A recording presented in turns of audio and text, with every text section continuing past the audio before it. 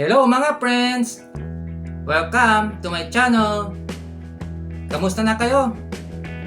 Medyo hindi tayo nakapag-vlog nung mga nakarang araw dahil nga masama ang panahon. Walang kasi tigil ang pag-ulan dito sa amin, dito sa aming lalawigan ng Pangasinan. Gayunpaman ay patuloy pa rin ang pag-vlog natin. Alam nyo kung ano ang panibagong cooking vlog natin ngayon? Kami ay magluluto ng ginataang munggo o yung tinatawag na lelot balatong, na isa sa mga paboritong pagkain ng mga Pinoy na tulad natin. Pero bago namin umpisan ang pagluluto, papakita ko muna sa inyo yung mga ingredients na gagamitin namin. Okay? O mga friends, narito po yung mga ingredients na gagamitin namin sa pagluluto ng ginataang munggo o lelot balatong. Meron tayo dito glutinous rice o malagkit, mga munggo beans,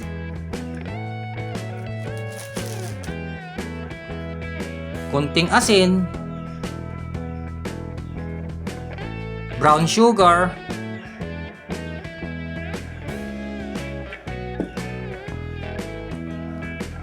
evaporated milk,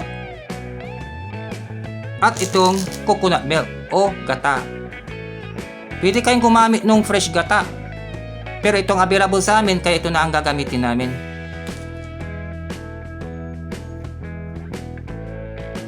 O ayan mga friends, ngayon ay alam nyo na kung ano yung mga ingredients na gagamitin namin. Tara, sama nyo ako ulit doon sa aming munting kusina at umpisa na natin ang pagluluto. Okay? O mga friends, ang unang gagawin natin ay isasangag natin yung mga munggo beans.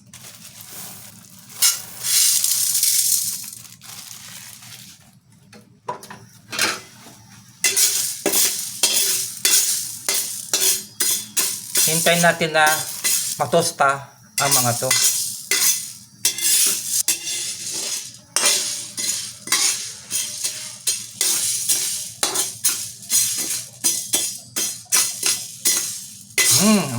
Ang bango kapag nagsasanggag po kayo ng mga munggo beans.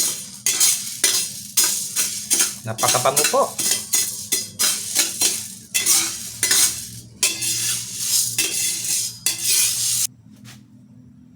O ito mga friends, bari okay na to.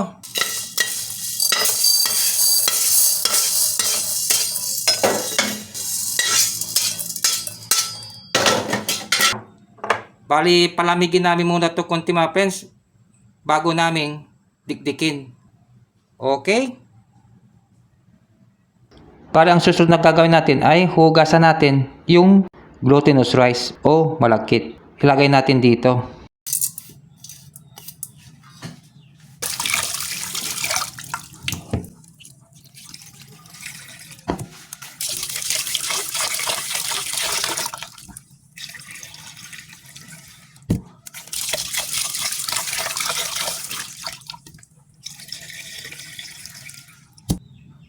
Pagkatapos natin mahugasan yung glutinous rice o malagkit ay maglalagay tayo ng tubig.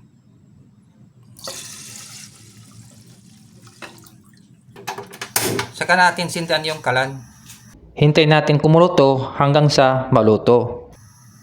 Takpan muna natin.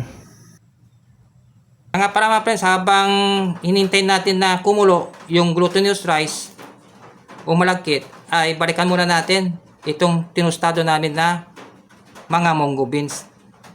Bali malamig na po. Ilagay natin dito sa maliit na plastic bag para madali nating dikdikin.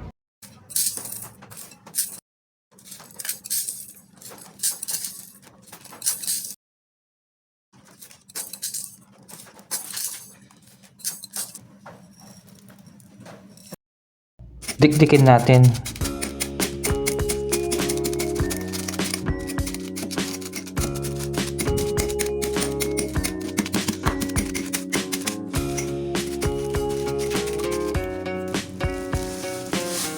natin dito sa dating lagayan niya mga friends. pagkatapos nating dikdikin. Balikan natin yung niluluto natin na glutinous rice. Dagdagan natin ng konting tubig mga friends.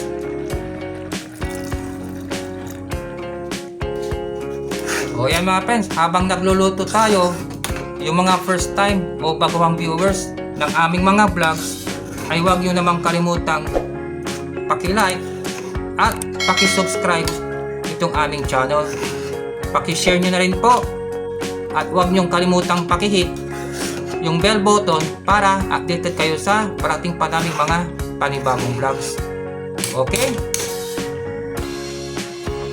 Tara, tuloy tayo sa ating ginagawa. Ilalagay na natin yung mga dinikdik natin na mga munggo beans. Halo-haloin natin. Dadagdagan natin ng tubig ulit. Tapos haluin natin.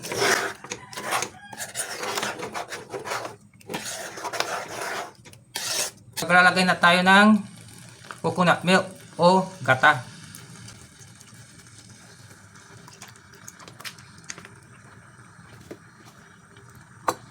Haluin natin.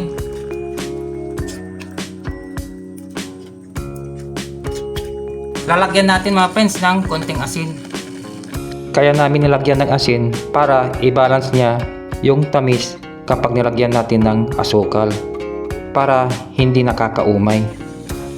Yan po, ilalagay natin yung brown sugar.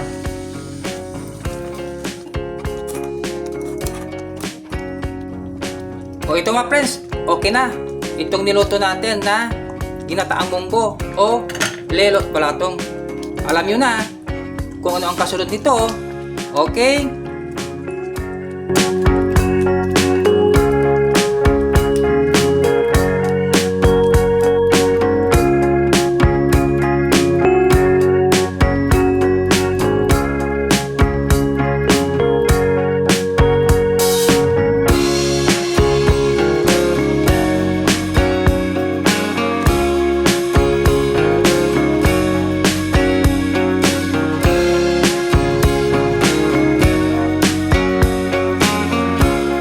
Lagyan natin mga friends ng evaporated milk.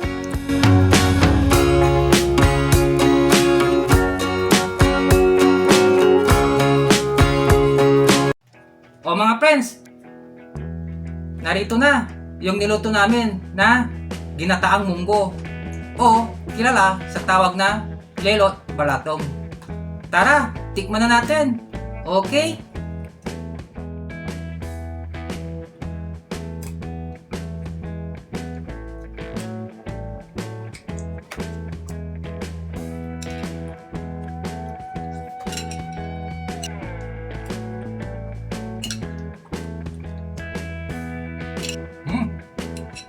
Alam nyo mga friends, isa ito sa mga paborito kong pagkain, itong ginataang munggo o lelot balatong. Tara, kain pa tayo!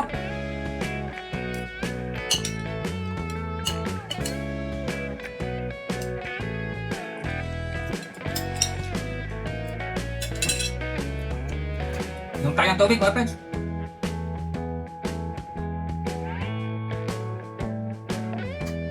Okay! Ayos na ayos! Itong niluto namin na ginataang munggo o lelot balatong. Masarap po! Katakam-takam! Malinamnam! Yummy-yummy! Kung magas Ilocano, naimas.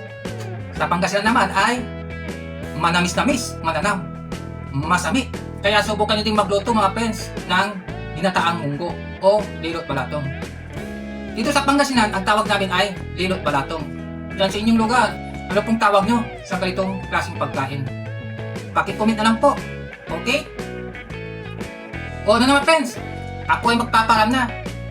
Isa naman ang panibagong cooking vlog ang napanood nyo ngayon. At ito nga, yung pagluluto namin ng ginataang munggo o lelot balatong. Bali magkita-kits ulit tayo sa susunod na vlog ko. Pero, bago ako tuluyang magpaalam, gaya ng dati, tandaan nyo, love ko kayo. Hanggang sa muli. Bye-bye. Thanks for watching! God bless po!